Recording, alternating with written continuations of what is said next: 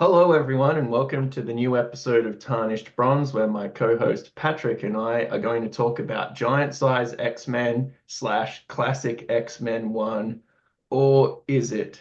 Give us the lowdown, Patrick, on this convoluted part of the Marvel and X-Men universe. Okay, so the quick and dirty is Giant Size X-Men is the actual full story by Wein and Cockrum, and it came out in August 1975, 5 years after the X-Men had stopped putting out original stories. So in the interim, they had just been reprinting stories of the original team. Classic X-Men is a condensed version of the main story. It came out in 1986 when Marvel started putting out reprints of their original X-Men series with backup features that are sort of soapy, between the lines stories that kind of flesh out the characters that we know so well, with a different artistic team that you will explain now, I think. But that is not exactly what Classic X-Men 1 is. So Classic X-Men 1 I thought was going to be a reprint of Giant Size X-Men 1 with some Days of Our Lives slash Dynasty stuff at the back with the what would become the X-Men creative team of Chris Claremont and a various run of artists. In this case, I think the first 24 um, extra sort of bonus appearances in Classic X-Men are done by John Bolton.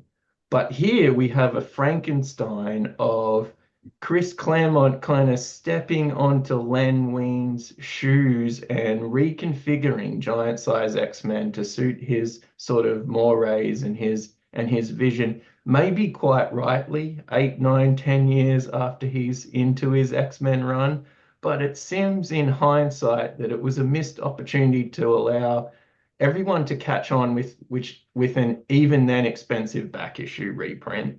Um, and then maybe some added bonus material, but instead we get this Frankenstein and classic X-Men. So Patrick, is this your That's fair. first? I said condensed, but I think that is fair. It's more than condensed. And like I think I said to you before, I do think it was probably an economic decision. The giant size X-Men, as you can see here on the cover, 68 big pages, Yeah. not the medium sized pages that we're used to, but big pages. The classic X-Men is just a normal sized issue. So I think, for one thing, to keep the cost down for the paper, maybe, and then for the added bonus of being able to sell facsimile copies later in time, which is what I actually have, is the facsimile version of the giant size X-Men. Obviously, do not have the original, or otherwise, I don't know if we'd be friends or if I'd be doing this podcast. I'd probably be on a beach somewhere in Tahiti, right? Yeah, with all of your tech bros and their, 1/18th share of an Action Comics one. So Patrick, this is not your first X-Men comic. You've been dipping in and out a little bit, but this is one that you did buy off the shelf. Right.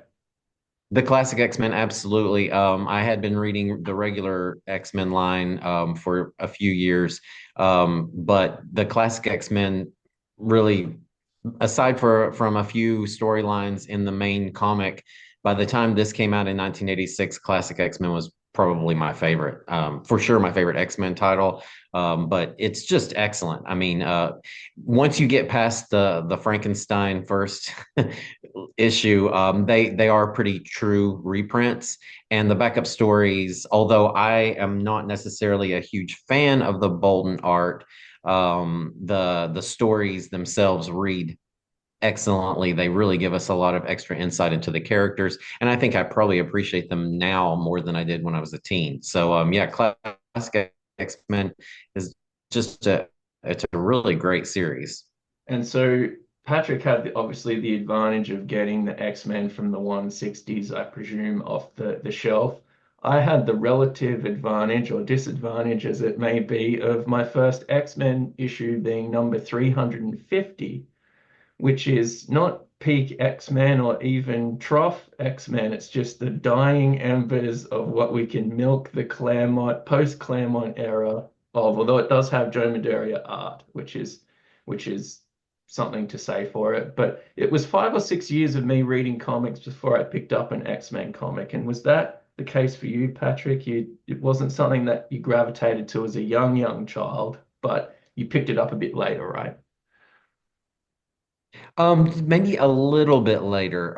The first X-Men comic I can remember, and I can't remember the number off the top of my head, is when the Morlocks abduct Angel and they've taken him underground, and the X-Men have to go rescue him.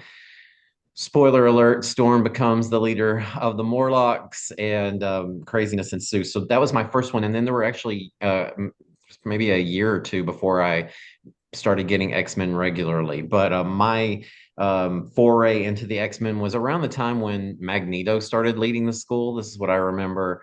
Rachel Summers shows up as the new Phoenix, and those sort of storylines. So Nimrod, that storyline with the Hellfire Club is one of my absolute favorites. Hopefully, maybe we can do that one. It's a couple of issues, two or three. It's just Stay tuned for some of these yeah, it's just an crazy excellent and a comics. really good battle scene that still resonates today. I think it's just a really excellent storyline there. So that was around the time when I was really able to get X-Men regularly, not just a one issue here or there. Okay, no, so this is not either of our first Len Wein comics, so you don't need to dwell on that. But Len Wein and Dave Cockrum do the original giant size X-Men, and Chris Claremont and John Bolton do the Frankenstein material, which is doing it a disservice, but nonetheless, this is they've made something exquisite, but it is less than the sum of their parts in the case of classic X-Men 1. And then Art Adams gives us our cover and these little art and frontispieces throughout. Now, if you notice, Dave Cockrum's designs don't change. He's a hell of an artist, Patrick. And what's your first sort of exposure to Dave Cockrum and your kind of experience with his work? Because he's got a long laundry list of Yeah. great stuff. First of all, I love this picture here that you have.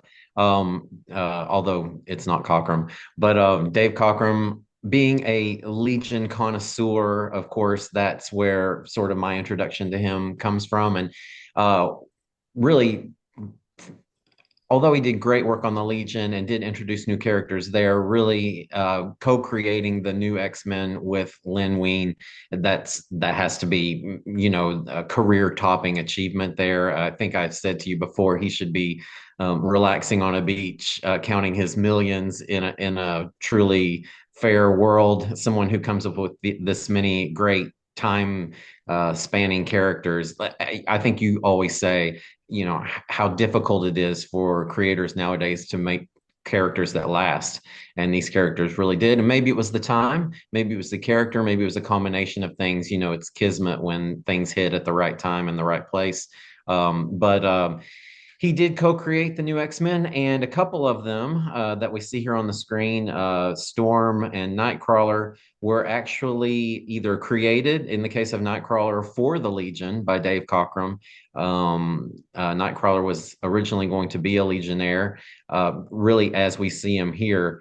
And Storm is actually an amalgamation of three different characters that Cockrum created for the Legion, that he sort of combined. I think their names were uh, Quetzal, sort of, I guess, a Mexican sounding name there, Trio, and Black Cat. And somehow he took those three characters and combined them and shook it up, and he got Aurora Monroe, aka Storm. I So, think but for the yeah, I better, mean, Patrick. I think for the better we yeah, have Storm. probably. I can't imagine that any of those three characters would have hit like Storm has. So yeah, probably good to just ditch them and come up with her. But yeah, besides those two, we also have the other brand new characters are Thunderbird and Colossus, and then some rarely used or fairly new characters that they've brought into the fold in this issue. But we'll get into that a little later. And so just I'm relatively new to the Legion megaverse or the Legion of Superheroes verse Patrick, but a lot of the female characters, are they contractually obliged in this to have white hair? I mean, there's Princess Projectra and White Witch and so on and so forth. Do you have to have white hair to get into Yeah. the Legion?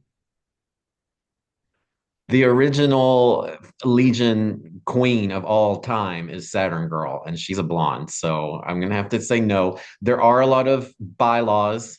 I know there, you find them very confusing. One of them that is interesting that Nightcrawler fit Yeah, and yeah. satisfied was the unique power rule. The Legion did not have a teleporter until it had been rebooted maybe 5 or 6 times. Of course, we're on maybe reboot 10 now. I think it's a joke with Legion people at this point. I can't even keep count. But until they had an insectoid alien named Gates, Nightcrawler would have been their only teleporter. So he satisfied that rule, and I don't think they had a weather. I don't know which one of the trio of characters maybe controlled weather or wind or something of the sort, but they never had a weather manipulator either. So And they would have both fit in really well. people, you can save your vitriol, all your Legion fans, for Patrick in the comments. I'm sure he's glossing over a couple of these characters. But yeah, the Legion's loss and DC's loss was the X-Men's gain. This is 50 years after the original giant size X-Men, or almost 50 years.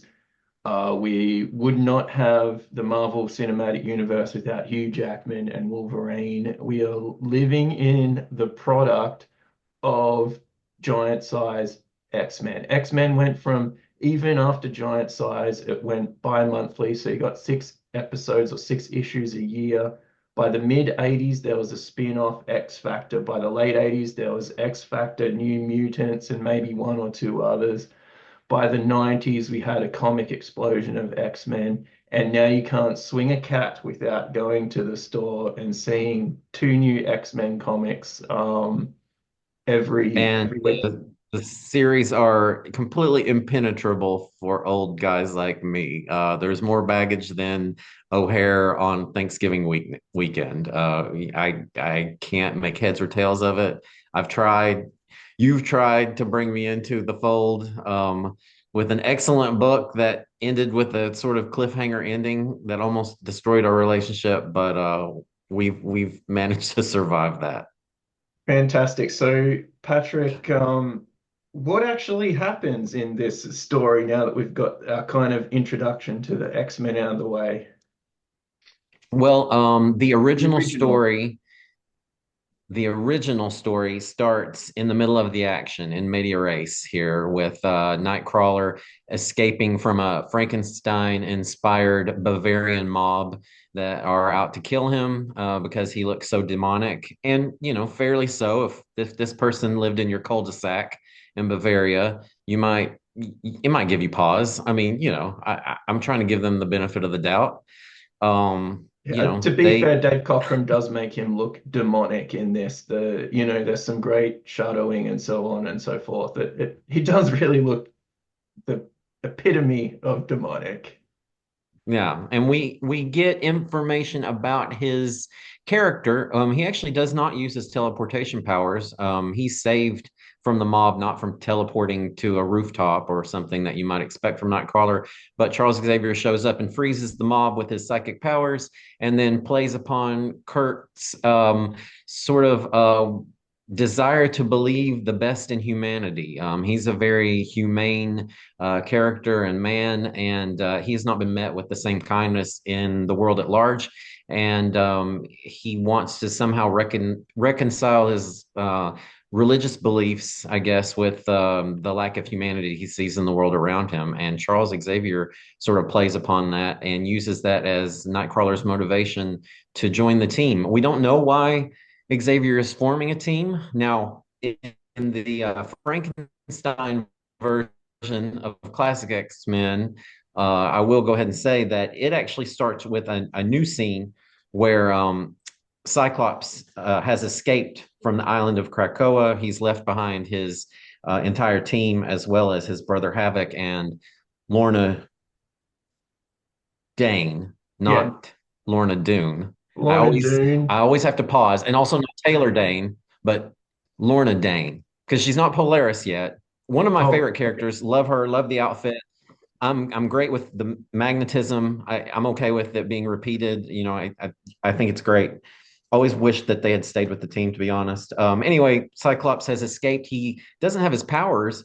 He has no idea why or what's happened. All he knows is that he has to get back to Krakoa in order to save his teammates. His powers do come back, and here you can see he's actually been upgraded.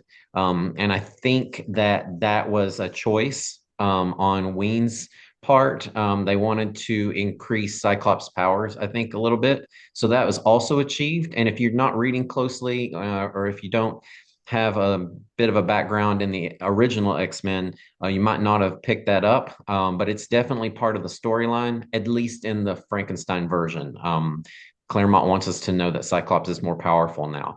Um, Incidentally, and I have not asked you this before, but have you ever read, there are some really interesting things online about the ideas that Ween had for the team when he first took over, and some of them quite a departure from the stuff that Claremont actually ended up doing. And to be honest, I sort of liked some of the ideas that Ween had.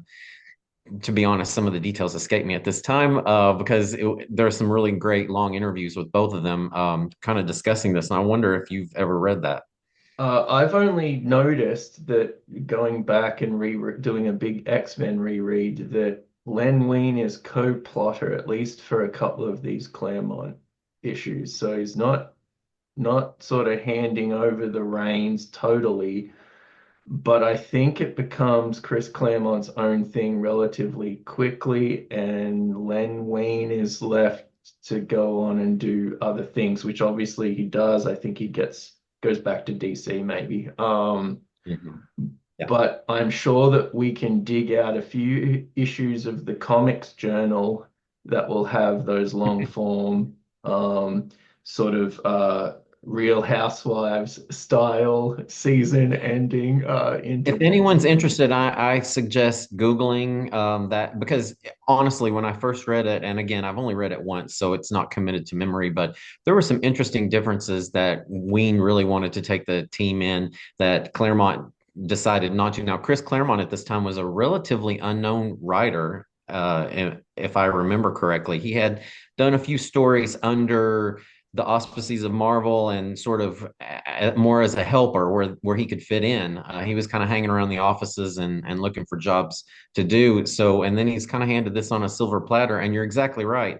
Ween did some of the plotting for maybe the just only a couple of issues after this, and then Claremont was off and running. So, and obviously did a great job. And so not for the first time, two creative people disagree. There's a whole beautiful John Byrne Elsewhen series about what he would do to fix Chris Claremont's X-Men. Now, if only Len Wein had John Byrne's phone number and they could do a whole different bootleg X-Men just out of spite. Or ego, maybe if he had his ego Yeah, too. Have you read the X-Men Hidden Years? I have actually, and that is inked by Tom Palmer, who is doing that. Incredible. Yeah, It's out of this world. incredible. Yeah. Yes. And Uh, I don't even care about the Savage Land, but I love that. And for the viewers, if there are any viewers, it's John Burns filling in the hole between what happened at the end of the actual X-Men stories, probably around 1970, and what happened between then and 1975 when we get this new Giant Says X-Men, and it kind of dovetails perfectly into the story. It's beautifully drawn and colored. The story is great. I mean, I have a hard time finding any fault with any artistic choices that John Byrne makes. I even go along with the Pocket Universe Superboy, which people online know. You okay. that may be too deep for you, Matt. It's no, I know exactly what you're talking about, sadly, and I will again Oh, okay, suggest okay. that I wasn't sure. We haven't discussed that in real life. if you have any hate or vitriol about the Pocket Universe, please put it in the comments. You're gonna get me doxxed for that because people hate that. But I'm a go alonger. I just okay, I can I can appreciate it. Anyway, back to the story. We'll focus on the actual giant size X-Men. But once he has recruited Nightcrawler, Charles is off to Canada to get a relatively new character, Wolverine. He's made a couple of appearances. Of course, his famous fight with the Hulk in the Wendigo, I think, maybe. And I think even at the time, it was a big deal. Obviously, in retrospect, people all want to get their hands on that comic, and it's held in very high regard. But I actually feel like Wolverine was sort of met with a good bit of fanfare even at the time in the mid 70s. And he's under the thumb of the Canadian government, and Charles gives him the option of escaping that life. Wolverine is definitely not a fan of the Canadian government, having been experimented on extensively by them, excuse me. And again, Charles Xavier and the writer are showing us that these characters all have different motivations for joining the team. It's giving us a little bit of background, if not into their powers, their actual character and who they are as humans, what their backgrounds are, and how they differ from each other.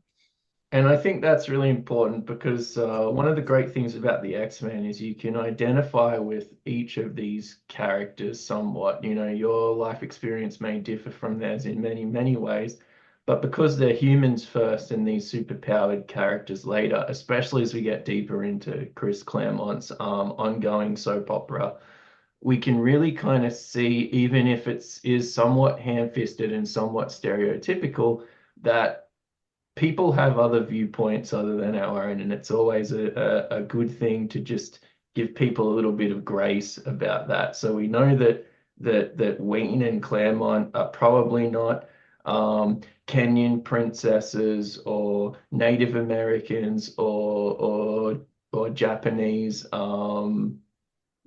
extraction, but nonetheless, we can use that to broaden our own horizons. And for people who are maybe picking these issues up Mm. in small towns across the world, that's a hell of a thing to open your mind to. And I think even though reading it now, some of this anti-government stuff makes a lot of sense if you say the Unabomber.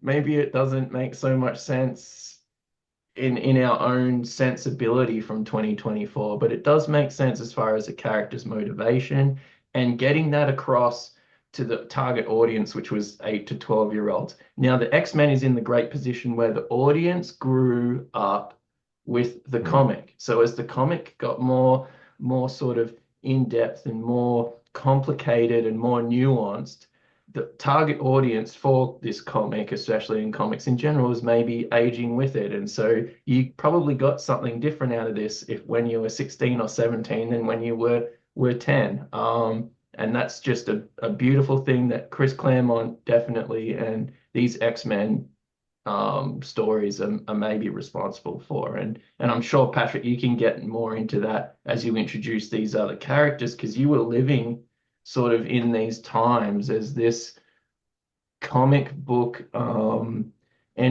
throwaway entertainment started to become something a bit more than throwaway. Oh yeah, absolutely. I think one thing that's so important about the new X-Men is, like you said, they're international. I mean, we're flying around the world with Charles Xavier. We're picking up heroes that have completely different backgrounds from completely different places in the world, and so we're learning. We're learning about different cultures again in broad strokes. And maybe in certain ways in dated methods, but it's still there. And like you referred, I was one of those kids. I was, living in Appalachia with very little access to comics and really not much access to the world outside of my what we call a holler, right, where I grew up. So seeing someone drinking tea in a Japanese pagoda, that's intriguing, that's exotic, that's interesting, and that's different from the standard comic book that maybe we're reading where it's Batman and Gotham City, which there's nothing wrong with that, but this was not that. This was everything that you could imagine, kind of all rolled into one. we have these great storytelling vignettes where each character gets their own little introduction, and then we know that we're in for a buffet of excitement once we get to the point where all of these characters are going to be together and be one team with all their colorful costumes and different attitudes and ways of looking at the world. And it's, it's really it's exciting and it's great storytelling. Okay, so I have no objections to that, Patrick. Wolverine doesn't have any objections to that. I didn't And think so. we've got two down. So we've got Nightcrawler and we've got Wolverine. We've got Banshee on board, right? And he's in Nashville for reasons that escape me. Um, but he joins up the Irish singer-songwriter Banshee, and but we've got one of the heavy hitters who also Yeah. turns up in a bit of a racy page, might I add. It's off to Kenya where Charles Xavier, I mean, who's no he's no stranger to, let's say, the male libido. We know this from certain questionable storylines in the original X-Men. So he sort of courts a half-naked Aurora Monroe slash Storm. She's currently being worshipped as a goddess by some Kenyan tribes that she provides rain and sustenance, therefore, for. And he sort of plays upon her sense of humanity and the fact that she maybe owes the world something for the gifts that she's been bestowed in terms of being able to control the weather. So she's living a very cush life in Kenya, being worshipped as a goddess. And Charles says, maybe you owe the world a mutant kind some payback, and that resonates with her. He knows how to play these people. Maybe he's read their minds. He's definitely tracked them down with Cerebro. So, who knows? That's maybe the subtext here is how does either he's just very intuitive as a person, or maybe he's using a little bit of telepathic intuition and confronting these people with the exact right motivation that's going to get them to join his team that he's so hastily putting together. Yeah, it seems like Cerebro's like mutant Tinder, like the mutant dating app that you never knew that you needed, right? He's got a Yeah. hotline, and then he just can go anywhere and do his little pickup line, and he's basically assembling the all new, all different X-Men as we go. Um, and then, well, this is like you I said. just noticed.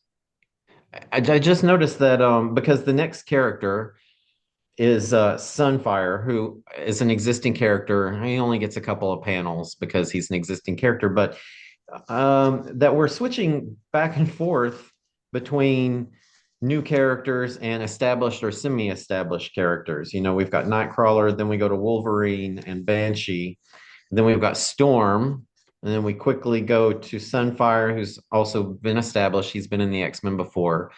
Criminally underused, if you ask me. Just love the character, even though he's very cantankerous and maybe not that likable on a personal level. Just love the design and love the look of him. I kind of wish that he had stuck around. And then we're off to the wilds of Siberia The to pick Obelisk, up right? Colossus. Yeah. Yes. Uh, So So Colossus is he's well go ahead. built, Colossus, even without his powers going full ball. He's quite a strapping young lad, this guy. I In mean, he'd the definitely be an Instagram model, influencer, maybe, posting half naked pics and living off the gratis of his adoring online fans, I think, these days. Maybe he Yeah, wouldn't have even had to join the team. I think there's some sort of wealthy person dating app, which I'm sure that he would be on, and he would just be able to live the yacht lifestyle without having to join the X-Men. For sure. For sure. But he's a young peasant boy. Of course, one of the characters that I personally always like the best. Love the look of his uh, organic steel skin, and just really, he's a poet at heart, a very gentle man. This is definitely the forerunner of what became even more popular in the '80s when I was growing up. Of painting Russians as individuals and people that we can relate to in the face of the Cold War. I mean, this is happening a lot. Like I said, in especially in the early and mid '80s. And to me, I'm no expert, but I would say that this is probably a precursor to that. I'm thinking that it probably wasn't going on too often before 1975. So to introduce a Russian character who's a hero, who's a gentle poetic soul, I think that's a little groundbreaking. That's something that for me, having grown up during the time, I would have expected more in 1984, 1985. Especially someone who's not an agitator. It's different if they were sort of an enemy of the state, but this guy loves his family. Hmm. He's sort of normal person patriotic is what he's not brainwashed. But you've got to remember 1975, the Iron Curtain has been up for almost 30 years. It'll take another 15 years for it to fall. That's a hell of a thing to have this guy in an American comic We're book. 10 years past the Cuban Missile Crisis. Yeah, yeah. Khrushchev has banged his shoe on the desk at the United Nations or wherever. Yeah, it's actually pretty remarkable and just a great character. I mean, you did say he's a normal guy who loves his family. I mean, he's a normal guy who loves his family who has 36-inch guns. So, I mean, he's not that normal. We don't see the workout set. So, I mean, I guess he's just doing this lifting bales of hay, driving No, a I think tractor he's around. But lifting tractors. All of I all mean, of those tractors aren't going to assemble themselves in that okay. factory. So, Having grown up on a farm, I can tell you that doesn't just happen. Like maybe it's a mutant power, but that's a lot of hard work there. We move on to another very interesting character, a character who, they say in comics that people never stay dead. Um, I'm not 100% up to date on all current comics, but this is a character who, at least for a lot of my history with comics, called put the lie to that, sort of in a way that Phoenix also did for a while, and that's John Proudstar of Arizona, also known as the Apache hero Thunderbird. Just a great, de- I like beautifully designed character. I don't think we have a whole lot of, probably even today, don't have a lot of Native American characters, superheroes. I mean, there are some. And yeah, just really fits a niche perfectly that was open at the time. And Charles Xavier uses a little bit of reverse psychology on Thunderbird, saying, oh, if he's not too much of a coward, then he can come and help the white man. He does not really appreciate the way the U.S. government has treated the Apaches, and rightfully so. And so he's reluctant, even though he's a veteran. He's reluctant to come to the aid of mutant kind, Charles Xavier, or any other white man, and he puts it plainly. But once his character and his bravery is questioned, he's all in. I do like the fact that these are nuanced individuals. We can have conflicting thoughts in the same head. It's totally okay to be a US Marine and not agree with every single thing that perhaps the US government says, or be a law enforcement officer and not be totally au fait with every single detail that is going on in United States crime fighting and vice versa. It is okay to be a private sort of citizen and sort of go, well, a lot of these people are dealing with the least worst option that they could possibly make. And I think even though this is a comic book and this is like 3 pages of building this guy up to be a kind of hothead, but in a different way that Wolverine is a hothead, it kind of comes across as a bit more depth and dimension than what a lot of comics and even a lot of written works do. Sometimes you have your stock cardboard character in order to prove a point.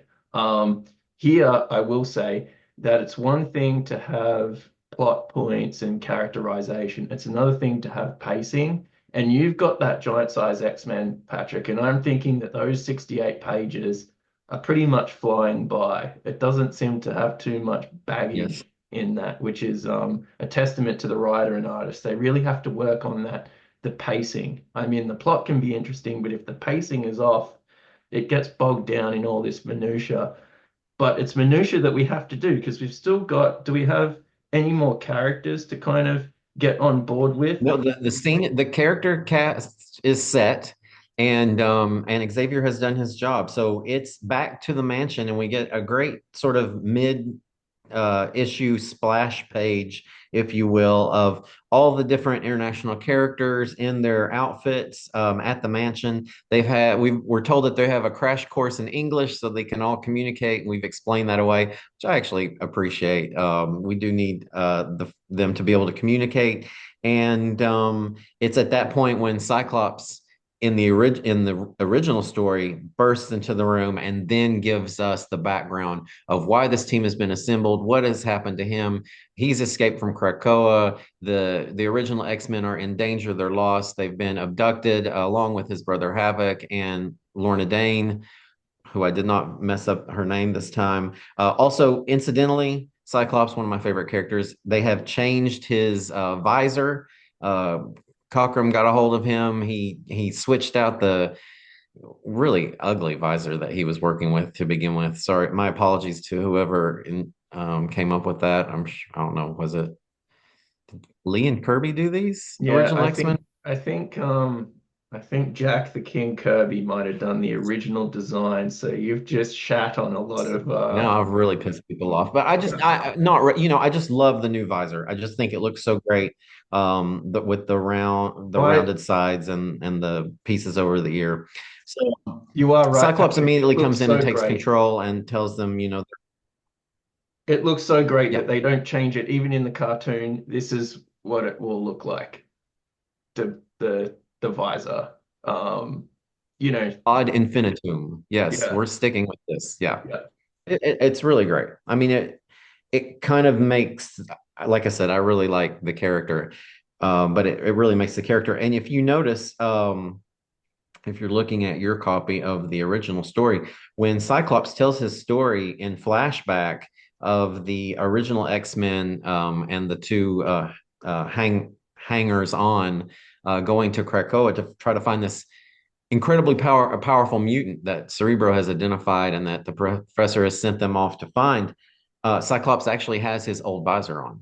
So, and that's to me, that's a great touch. That's I don't know if that's the editor. I don't know if that's Wein. I don't know if that's Cockrum, but I guess maybe it probably would be Cockrum, right? If he redesigns the visor, then he knows when he draws this flashback that it's not his visor. But to do that, I really appreciate that. I Yeah. like those Is this details. Jim Shooter era Marvel or is this Roy Thomas? Like who's the I would say Thomas. I think Shooter was still with DC at this time, but I and could be probably wrong. 12? Yeah, well, no, he was older because he introduced Pharaoh Lad and those Princess Projectra. I mean, who thought Princess Projectra would be name dropped twice in this story? But I think that was around 1968.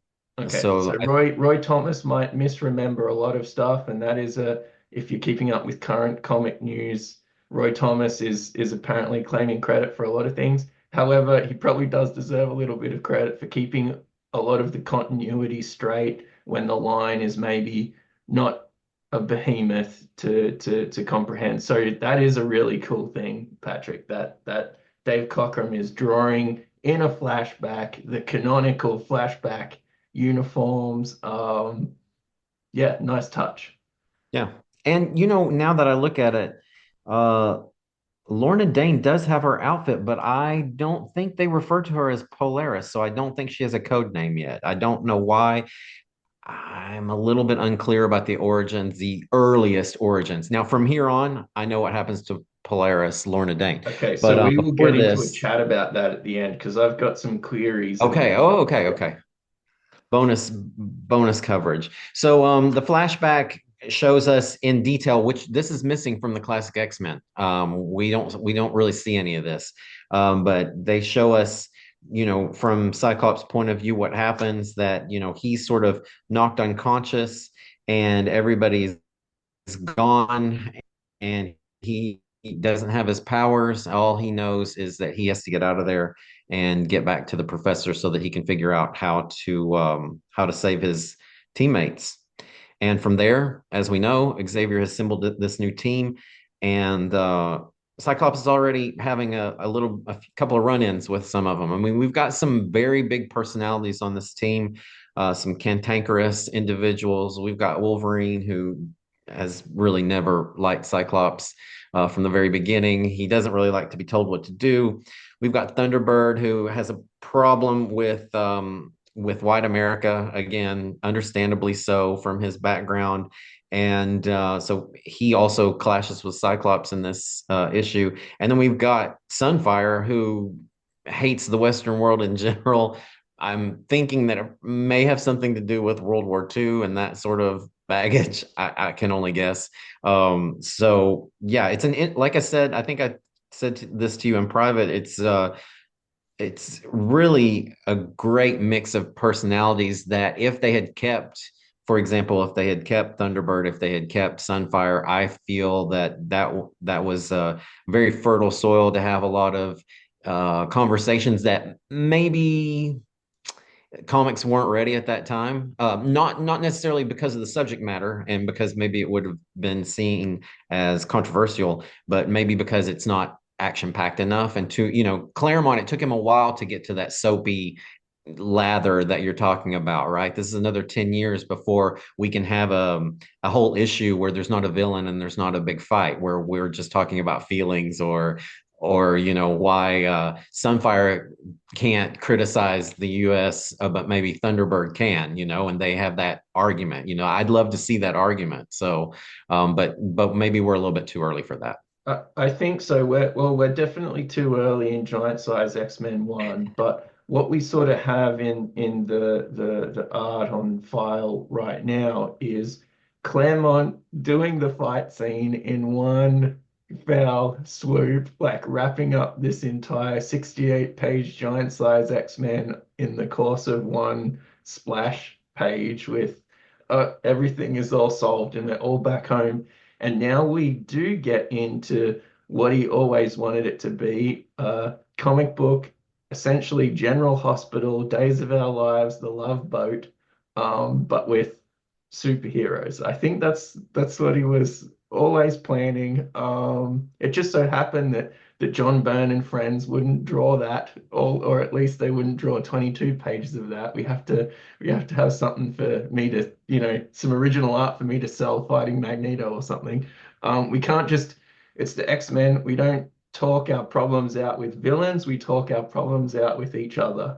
And so here's just some examples of this John Bolton stuff, and I think he sort of excels at these interior moments. He excels at people out of costume. He excels at a color palette, which kind of gives it a home feel as opposed to a space opera feel, which is Mhm. maybe what the X-Men is and what it does become when we visit the Shi'ar, which we might on a future episode.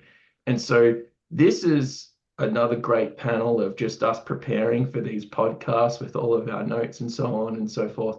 But you can tell the draftsmanship is really there. And I think Claremont is doing these. They're still he's sort of 8, 9 years into his X-Men run, but the characters are talking their emotions and their thoughts to each other as opposed to extended interior monologues, which you can see one of those at the bottom of this page. But what I'm going to ask you here is it seems to me that Claremont has aged her up to be like in her mid to late 20s, just by her outfit and stuff, or is that just the difference between what an 80s early 20s teenager would wear compared to the stereotypical like mini skirt style stuff that maybe a teenager from the 60s or 70s would wear? Patrick, is that like that's just an impression that I get? And I love this red blue Um, combo in the coloring, by the way. I think maybe by this time the original team had aged a bit, right? If I recall, I relatively recently read one of the first original X-Men, of them getting together and then introducing Jean at the end. And the guys were like, Yowza, it's a Yeah, woman on yeah, the yeah, team, yeah, like, oh my God, she's wearing a sweater. Yeah, and they all compete to see which one can, win her over. And she only has eyes for Cyclops from the very beginning, including Charles Xavier, I think, says he falls in love with her, like I alluded to earlier. So, I mean, she was a head turner, but I feel like she was in her late teens already then, or at least let's say, mid-teens. So I think by now, even in the original story, they had been aged a little bit. Now, one thing okay. I wanted to point out about this page is there were a couple of issues that I had with this backup story before we get back to the original. And that is, Gene can't give Scott's the leader of a team. They have 13 members right now Oh, okay, until yeah. most of them leave. Not most, but let's say half of them leave, But at this time, we've got the originals, we've got the new X-Men, we've got his brother's girlfriend. I mean, all these people, they've almost died.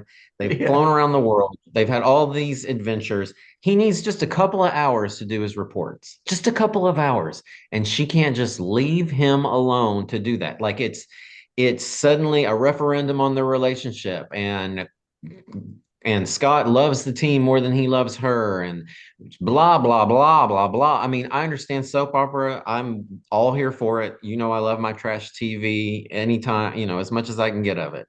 But she could not date a gamer. Can you imagine Jean dating a gamer Yeah. or a physician, like somebody who's on call, a research scientist? I mean, she just has no chill. Does this cut a bit close to the bone for you, No, I Patrick? mean, well, I'm super patient. Hey, look, full disclosure, I'm married to a gamer, and my attitude is do what makes you happy, play games all damn day. I don't care. I don't need someone here to entertain me. I don't need someone to be a clown for me. I can peacefully coexist on my own, as all of us should. But who wants to marry this woman? Like, all she's doing is nagging him after all of the stuff, and he's just got a little bit of work to do. You Like, don't know, Patrick. She might be great in the sack. I think no, I mean, that's well, telekinesis. I mean, she probably is. And I mean, I love Jean Grey, but the way this little interaction is written, and there's another interaction. I don't know if you scanned it or not, but where she decides to leave the team because her entire expectations for life changed with just one look from Wolverine. Again, like, okay, so you nag the shit out of me because I have to do a couple of hours reports and then one look from another guy and you've changed your entire outlook on life. Like, and this go is on. not the Hugh Jackman Wolverine, might I add. No, this is You the know, 5'2" Wolverine who's yeah. just this So I think Canadian that just bopped in and is like, where's the poutine? No, I'm just kidding. I think this is the scene, right? If he doesn't want to do his reports, you know where to find me. I mean, just give him a couple of hours. Am I too, am I reacting too strongly to this? I don't know. It is I 50 put it in my years old, notes. Patrick. So, I mean, it's okay. It's all resolved now, I believe. Fair. Okay, that's fair. And here they are, the red, the blue, and the yellow. There's some beautiful color coding here. This will come down the pipe. The color coding for Marvel Girl slash Jean Grey changes as she turns into, spoilers, the Dark Phoenix. But Wolverine's color coding, even in civilian clothes, is the same. So I kind of like whoever is choosing this stuff. I think these are beautiful panels. The dialogue is maybe a bit trite, and like you said, it's a little bit on the nose, the actual behavior, but the conveyance of this in the art is something that is fantastic. And I just don't understand why we can't have a second X-Men book, which is the off-duty X-Men book and the on-duty X-Men book, which in many ways classic X-Men X-Men. between the lines, Yeah, right? And then X-Men After Dark, it's X-Men between the lines. Yeah, I actually really love her facial expression in that bottom panel. That's very evocative to me. But the one in the upper right looks very much like young romance, like those yeah. old romance comics. It's very whimsical. She's pouting like because she didn't get her way. Has to do her. And But she's also, by the way, in the first panel, she's reading minds, and she knows that Iceman is going around acting like a jerk to all the new characters. So, just FYI, that's why okay. she's We'll forlorn we'll get there. into a discussion about not Iron Man, Iceman as well. I just thought I can't get enough of John Bolton's Storm. Anyone who is worth their salt can draw a good Storm, and he does a good one too with the French cut underwear. You'll notice as well that high line. Just beautiful stuff. Very evocative. More interpersonal stuff. I think Angel just, is querying what's going on with the rest of the team. There's this inner dialogue here. Charles Xavier has a lot of doubt. And to my mind, Magneto has a story arc, Patrick, that one can get along. Villain, hero. He sags, but his motivations remain very, very clear. I think editorially, Charles Xavier has had a hell of a time, and right now in the current continuity, I don't know whether he's a hero, a villain, or dead. To be perfectly frank, and I think that there's so many multitudes that have gone baked into this now. I can't tell whether he is playing it straight or whether he is lying to himself or whether he is lying to the X-Men. But nonetheless, all of this emotive artwork does look really good, and the coloring really, really does sell it. And look at him, like King Lear, just sitting in his podcast office with his notes on all of the X-Men, like you and I. So so Patrick, this I think the classic X-Men, I've just gone through some of those additional panels. I think the classic X-Men is let down by the fact that we don't have this stuff as an accessory to that main giant size X-Men story. And the giant size X-Men story, they wouldn't know that this is what it would become. So we can't complain that we didn't get a denouement of why are we kicking out these new characters. And this is where I was going to ask you a few queries. Does Chris Claremont just really hate Iceman? Because I don't think Iceman turns up in the main book for a long, long time. Wow, that's a good question. I've not read that, and I feel like I would remember that. I wonder if when they wrote this back up, first of all, in looking and hearing you wax poetic about the Bolton art, and also not being, how old was it? 12 anymore. I appreciate it a lot more. I still, it's something I'm not an artist, obviously. It's something about, and it could just be the coloring or the inking, because again, I completely profess my ignorance when it comes to these things. It's something about the soft lines that don't resonate with me. But in looking at the things that you appreciate about them, the action, the way the panels are laid out, like I just want to throw that out there. It really is excellent. I completely agree. And you've actually helped me appreciate it more. And I 100% mean that. I'm not just saying that online. So what I So it's think, really great. Patrick, Now, is the but bold line. oh, go The ahead. bold line is for the superhero. This line is for a character just Yeah, I existing on see how it planet Earth. works. Yeah. Um, I um, 100% can see your point on that. And again, I have not said that to you in real life. It's just happening. It's all happening all at once, like live. But it's all happening in real in time. So that was one query. So Iceman, I but don't Iceman, remember. Yeah. I think I wondered when I read this if they needed someone to fill that role, and Bobby became that person based on the fact that he wasn't used much later, right? So Angel does have interactions with the team. He actually doesn't leave immediately. So we need someone in the original team. Beast is not even involved in this story. Havoc and Polaris are not members of the team. So we need someone to have this conflict to kind of stir things up. So I wonder if he was just handy. Okay. Okay. So that Maybe. was my other thing. And one thing I need you to get straight for Polaris, because I can never keep it in my mind, is she Polaris yet? Is she Magneto's wife? or is she retconned as being Magneto's like offspring? And if so, is Scarlet Witch and Quicksilver like are Yeah. they half Yeah. siblings or I this Oh is God. yeah, Okay. because I love Polaris as a character. I love Polaris with Havoc. I love Polaris as the villain. I've got a thing in the back of my head that she does marry Magneto for reasons that escape me. If that like I don't remember that happening. That may be past my time. or my fan fiction, like So my understanding is, and I feel pretty confident about this, that she's still Lorna Dane at this point and not Polaris.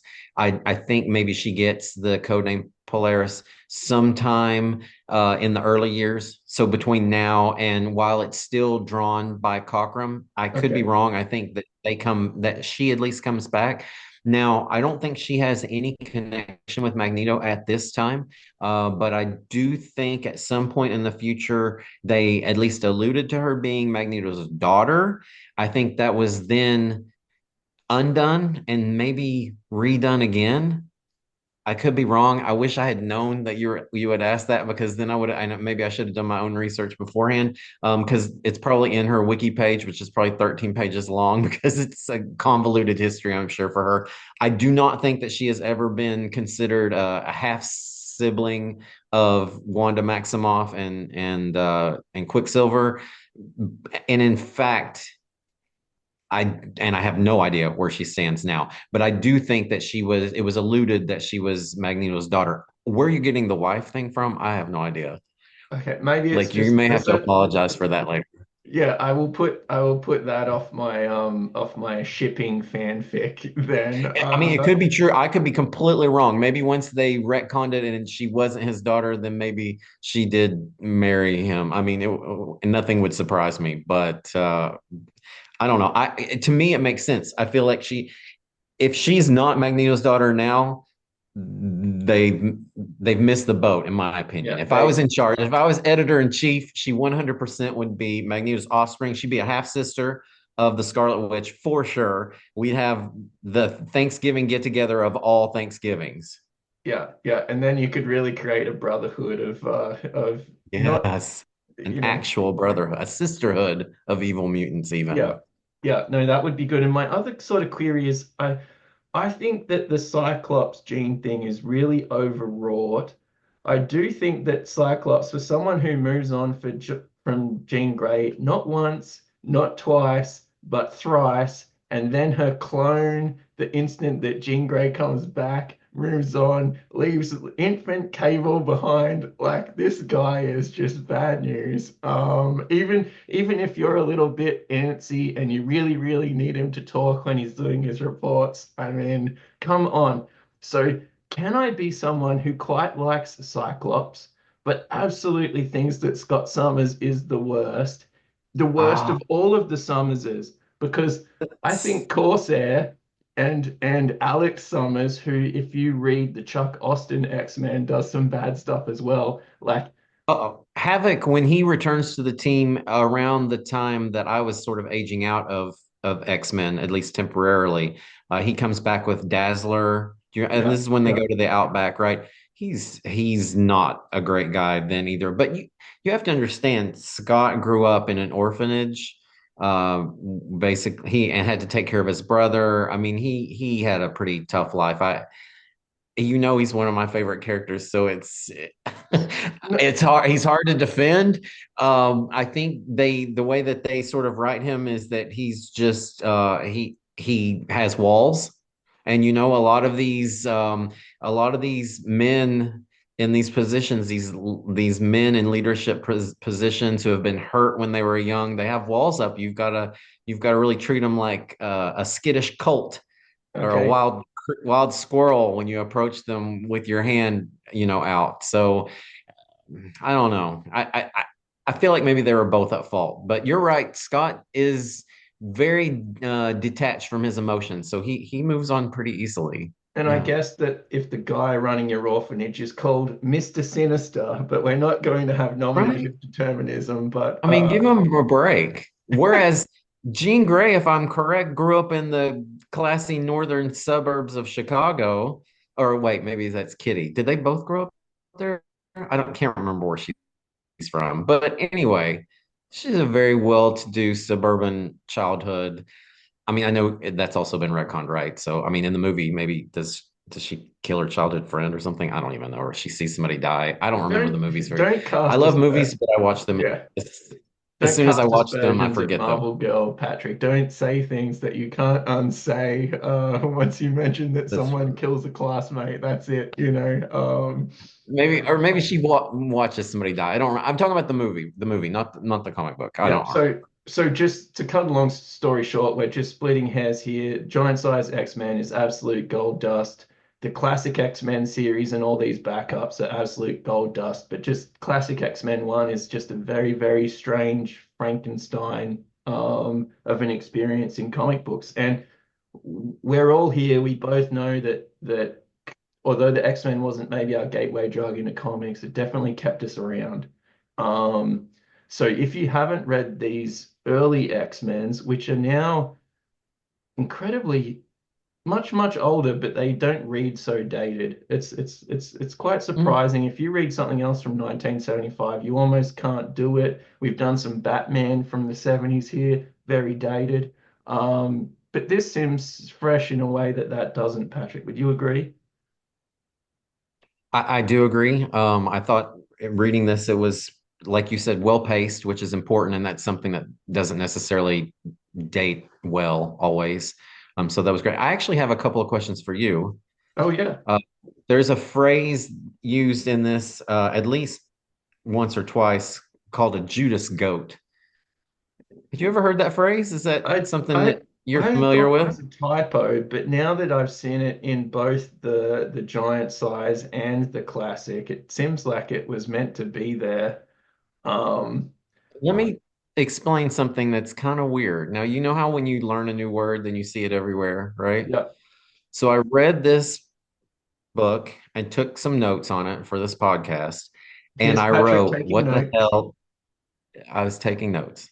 What the hell is a Judas goat? Is in my notes. After I read this story and took my notes, I happened to watch the movie EO. EO, have you ever seen this? It's a Polish movie that it was either nominated or it could maybe it won the best foreign film at the Oscars a couple of years ago. It's an incredible movie. It's not for the faint of heart, so it's I mean, I'm not going to give anything away, but it's definitely a heartstring tugger, if you will. But in watching that movie with my spouse, he says, "Oh, he's a Judas goat." I'm like, "What? That's a thing?" So I don't think I'd ever heard that. And in fact, when I read it the first time, I think I probably skipped over it when I was a kid without, even paying much attention.